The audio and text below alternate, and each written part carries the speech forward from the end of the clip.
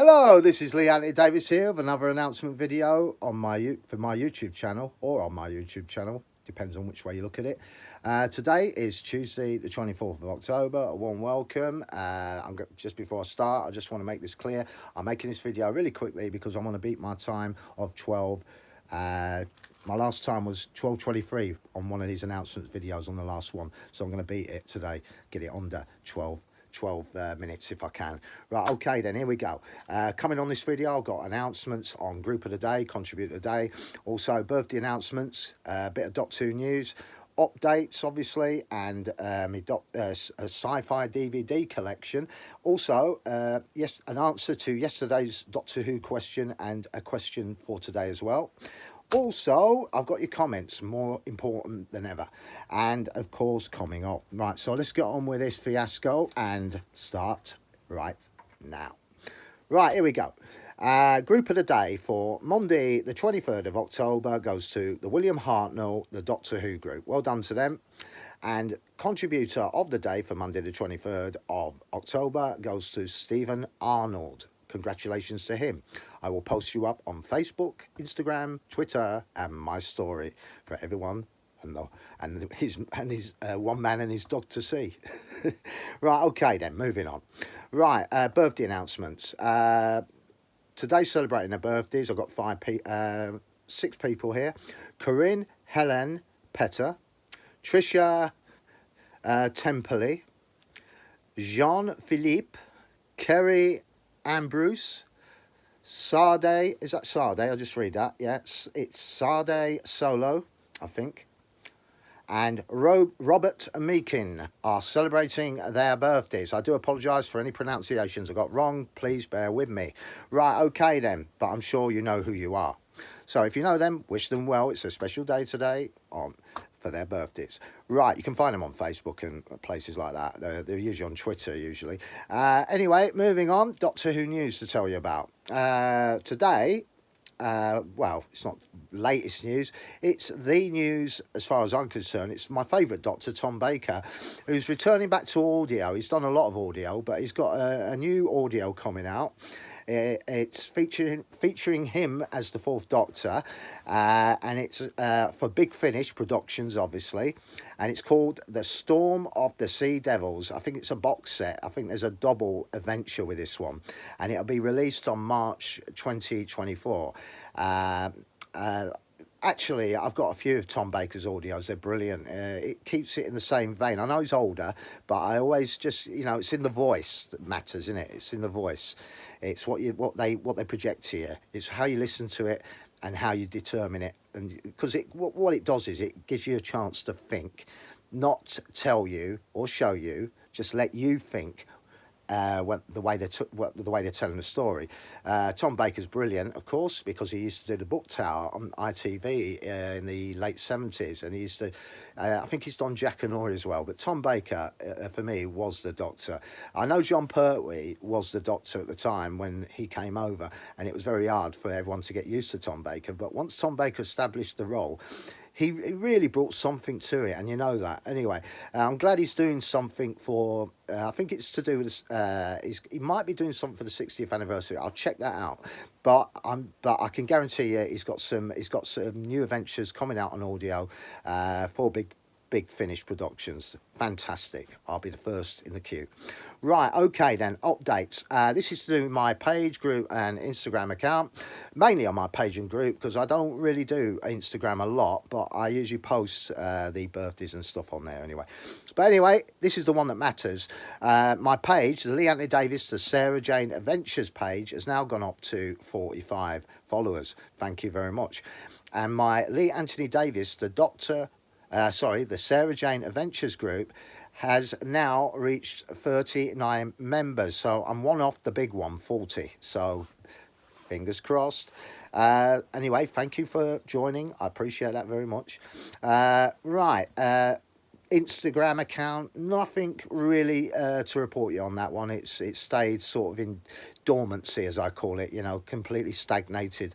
I do post on there, but obviously nobody's looking at it. I don't think it's that sort of thing to do stuff. I think I don't do a lot of videos on there. That's probably one of the reasons why it doesn't rise.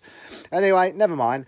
Here we go. This is my sci-fi DVD collection selection. I'm going to show you these quickly because I don't want to overrun my time that I want to beat. So here we go. This is my second part of my sci-fi collection. This is the classic from the 1950s, The Day the Earth Stood Still. There's been plenty of remakes, but this is the one. This stars Michael Rennie as Cantu or Klaatu or whatever he's called. He comes from the stars. He comes to warn mankind of impending doom if they carry on with their reckless impetuation for self-destruction. And they've got this robot called Gort, whose total destruction comes from this laser beam out of his head. It's fantastic. I just love this film. Classic stuff. Here's another classic. 2001, A Space Odyssey by Stanley Kubrick. Kubrick. Stanley Kubrick. One of the best ever sci-fi films of that period. The music is fantastic. It's great. I like the I can't reach it.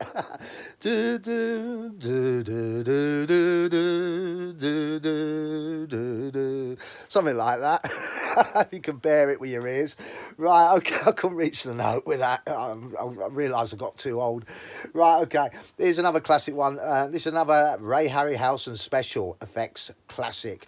The Valley of the Gwangi. This is a bit like the dinosaur films of the 1 million BC stuff and many others. But this is a real classic, set in Spain, of course, but we've got some English actors, obviously.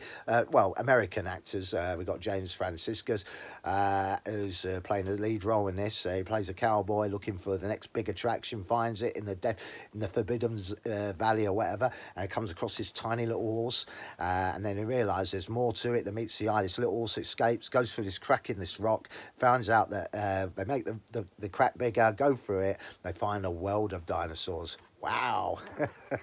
Classic stuff though. A bit like King Kong, they brought it back home and it escaped and carnage ensued. Right, here's another classic one, Day of the Triffids, John Wyndham. Yes, this is one of my favourites as well. This is a very good. I think the book is a little bit better though, but this is probably, I think this is Collar. I'm not too sure, I haven't watched it for a long time, but I think it's Collar, but not the kind of purity in Collar. It's sort of worn away Collar. But yes, this got Howard Keel. Yeah, you remember him from Dallas and Seven Brides for Seven Sisters or whatever it's called, the film. He's in this. He plays a star role. Oh, and I'll tell you who else is in this. Carol Ann Ford. She plays a blind girl, but she's very good. This is before Doctor Who, by the way. She's in this one. It's a good film, and it ends up that salt water kills these Triffids when they start to take over the world. So that's the way to kill them. This was Ray Harryhausen's first adventure into this era. This is one of his first films. He's done a few, but this was his main one. It was about a creature that, I don't know, I think it came to Earth, and it was basically...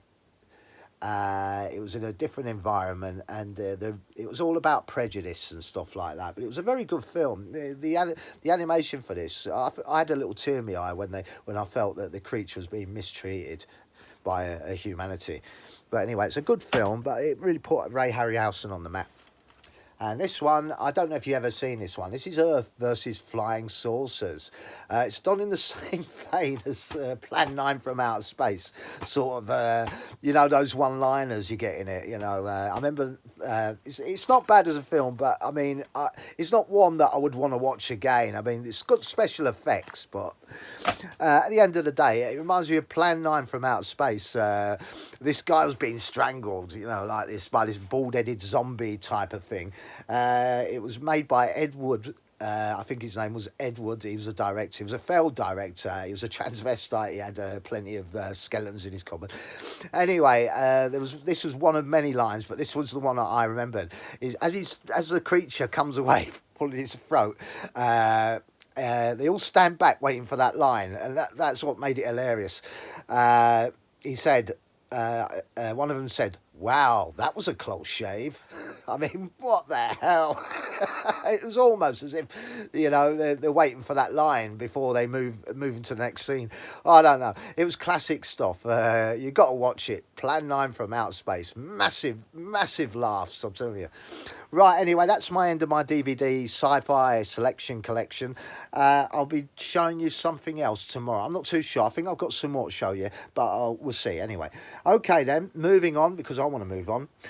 We got the update. I've done that. Doctor Who question. Yeah, this is the one I wanted to know about.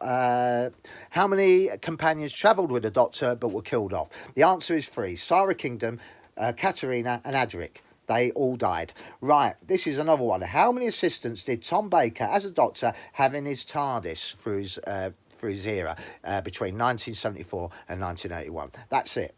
Right, okay, comments. Now, this is the one I like reading. I'm just going to get to it right away. The first one, I'll go to one of my video announcements.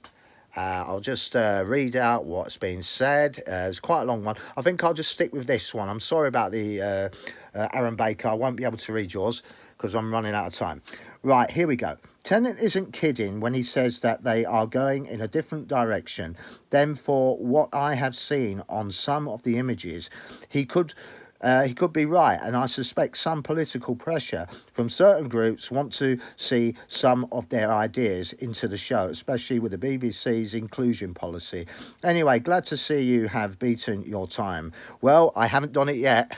Anyway, thank you for that. That one comes from Alan Seymour. Thank you, Alan, for your comment. I'm sorry, Aaron, I couldn't read your comment out. I'll do my best to read one of yours out tomorrow. Right, that's the end of the comments. I'm sorry about if I missed anybody else, but I wanted to read that because it was a big one. Right, so I'm coming to the end of this. All I've got to say to you is, coming up, I've got a Lost in Space cliffhanger coming, and then an excerpt from Doctor Who, and also a PlayStation 2 trailer. So I've just done it. That's it from me. I'm out of here. Look after yourselves, and bye for now.